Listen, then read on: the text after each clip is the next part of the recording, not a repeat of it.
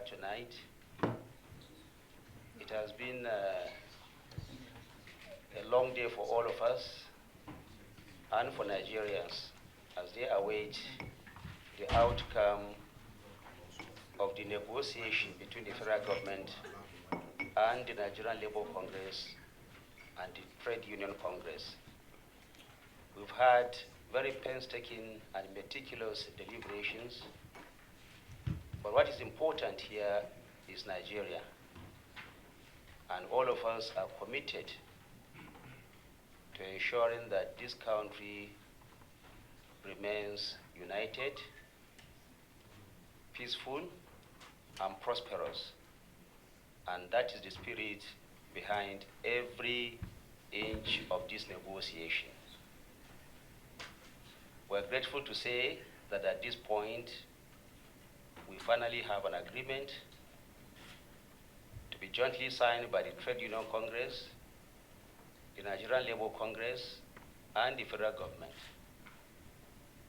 The details contained in the agreement will be presented by the Honorable Minister of Labour and Employment. Thank you for being here. Good evening.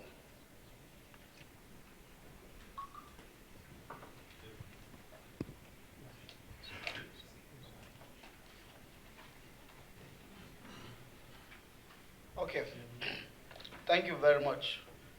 The Honorable Minister Finance, the Honorable Minister Humanitarian Affairs, the Honorable Minister Information and Communication, the Minister of State, Labor and Employment, the President Nigerian Labour Congress, the President of TUC, our able members of the Union, leaders of the Nigerian Labour Congress and the TUC, gentlemen of the press, ladies and gentlemen.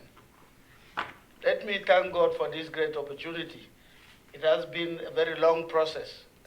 We started from the Ministry of Labour and Employment down to today.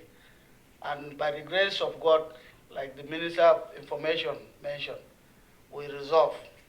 And all of us resolve with a smiling face. I will say with a smiling face, not with any trouble in the interests of this country. I will go ahead to read some of the issues we arrived at, and then we can all go in and sign our signatures and append our signatures on these documents. So first of all, I must thank you too for being patient. We thank Nigerians also for being patient within this period. Now, this is a memorandum of understanding reached between the federal government and of Nigeria and the Nigerian Labour Congress, NLC, and the Trade Union Congress of Nigeria, TUC, as a result of dispute arising from withdrawal of subsidy of the price of premium motor spirit PMS on Monday, the 2nd day of October 2023. Arising from the withdrawal of subsidy on premium motor spirit PMS by the federal government and the resultant increase in the price of the commodity, the Nigerian Labour Congress and the Trade Union Congress issued a strike notice, which elapsed, and they were forced to embark on a strike billed to commence on Tuesday, the 3rd of October 2023. Consequently, a meeting was called by the federal government to avert the strike, and after much discussion, the following agreements were reached. 1. The federal government grants a wage award of 35,000 naira only to all federal government workers, beginning from the month of September, pending when a new minimum wage is expected to have been signed into law. 2. A minimum wage committee shall be inaugurated within 1 month from the date of this agreement. 3. Federal government suspends collection of value-added tax VAT on diesel for 6 months beginning from October 2023. 4. Federal government accepts to vote 100 billion for the provision of high-capacity buses for mass transit in Nigeria, that is CNG. Provisions are also being made for initial 54,000 CNG conversion kits to kickstart an auto gas conversion program. Whilst work is ongoing on the start of the state-of-the-art CNG station nationwide, the rollout aims to commence by November with pilots across 10 campuses nationwide. 5. The federal government plans to implement various tax incentive measures for private sector and the general public. 6. On the leadership crisis rocking the NURTW and the purported proscription of Retian, RTEN, the federal government commits to handling labor matters in line with relevant ILO conventions and Nigerian Labor Acts. A resolution of the ongoing impasse is expected by or before October 13. 7. The issue of outstanding salaries and wages of tertiary education workers in federal-owned educational institutions is being referred to Ministry of Labor and Employment for further engagement. 8. The federal government commits to pay 25,000 per month for 3 months, starting from October 2023, to 15 million households, including vulnerable pensioners. 9. The federal government will increase its initiative on subsidized distribution of fertilizers to farmers across the country. 10. The federal government should urge state government through the National Economic Council and Governors Forum to implement wage award to their workers. Similar consideration should also be given to local governments and the private sector workers. 11. The federal government commits to the provisions of funds as announced by President on the 1st of August broadcast to the nation for micro and small-scale enterprises. The MSME's beneficiaries should commit to the principle of decent jobs. 12. A joint visitation will be made to the refineries to ascertain their rehabilitation status. 13. All parties commit to henceforth abide by the dictates of social dialogue in all our future engagements. 14.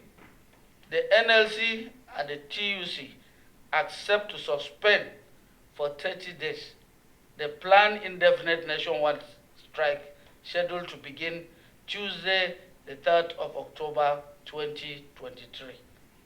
And 15. This memorandum shall be filed with the relevant court of competent jurisdiction within 1 week as consent judgment by the federal government. And now the signatories. Then here, the TUC president is here. The Minister for Labor and Employment, I am the chief conciliator, supported by the Minister for State, Labor and Employment. On the side of the federal government too, you can also see the Minister for Information and Communication is here. The Minister for Finance is here. Minister for Humanitarian Affairs is here. And on this side, you can see the Secretary of the Labour Congress is also here. The Secretary of the TUC is here. So nobody is not, I won't say there's anybody that is relevant that is not here. Thank you very much.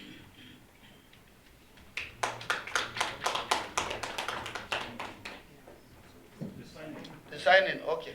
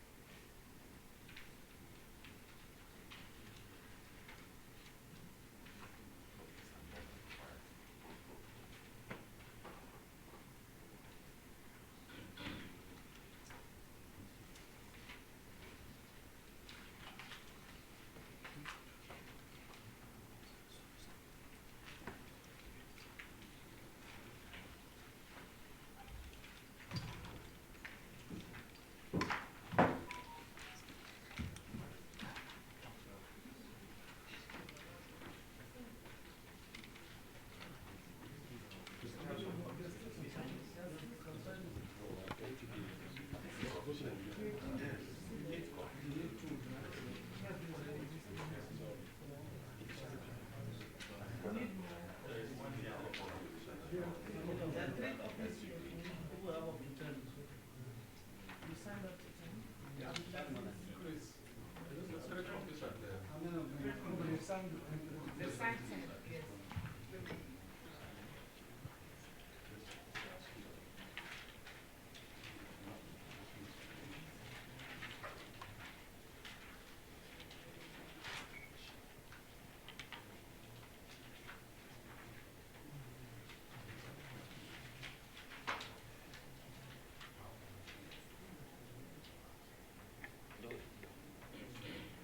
ask the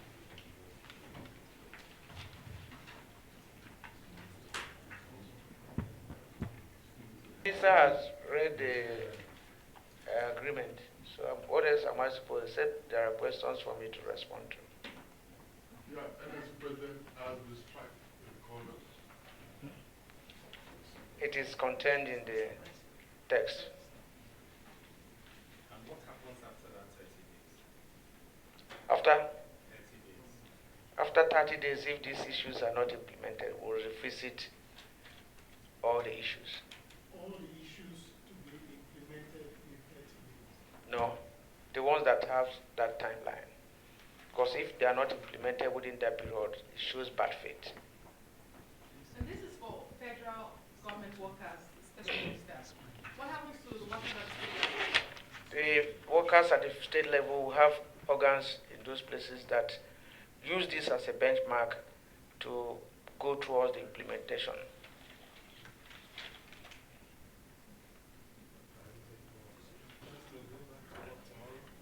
That's the essence of suspending a strike. When you suspend a strike, you return back to work.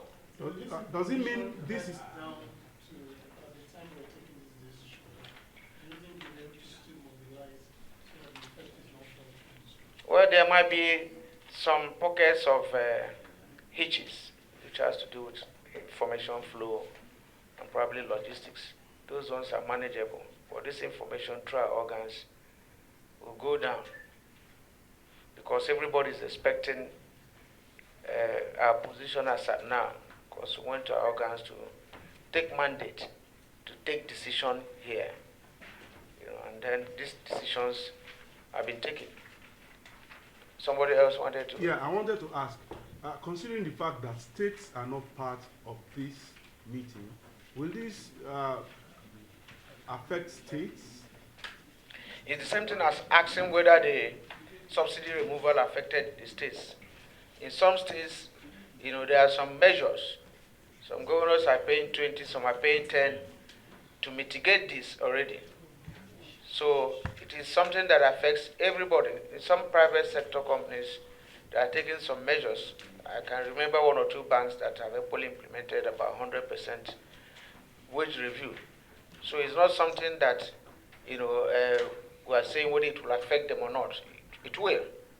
And then it's a measure that is aimed at cushioning the effect of this harsh policy. Harsh policy in the sense that it was not anticipated, and it appeared at the fabric, of the source of existence of Nigerians. So that is a stark reality that is facing all of us. So how to face it? Thank you.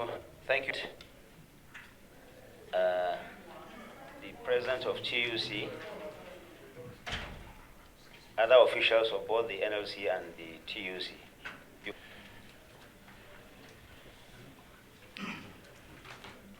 All protocol observed. Gentlemen of the press, good evening to every one of us. So as contained in the signed communique, which I believe you will have a copy any moment from now, and as attested to as well by the president of NLC, we have a signed agreement, and we have signed this agreement with the belief that government will act in utmost good faith. We signed this agreement with the belief that every single item in this agreement are implementable. Every single item in this agreement, we are extremely serious about them, and we wish to also reiterate that we are expecting 100% implementation and not a 99% in any way. So we believe that when this is implemented and also when it's cascaded down, because there's a portion in the agreement that talks about what will be done, or rather the encouragement that should be given to people working in the private sector and also to people that are working in the state as well as local government. So we believe that when this is cascaded down, it will alleviate the pains that Nigerians are facing at the moment. Thank you so much. We appreciate it. As you can hear, the strike has now officially been suspended based on this agreement, and the federal government is committing itself to ensuring that all the aspects of this agreement will be implemented.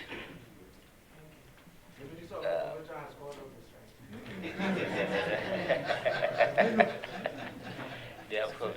Thank you very much, gentlemen of the press. We thank you very much. Thank you.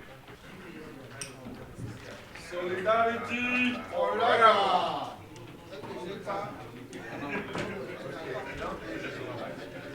People united and never defeated.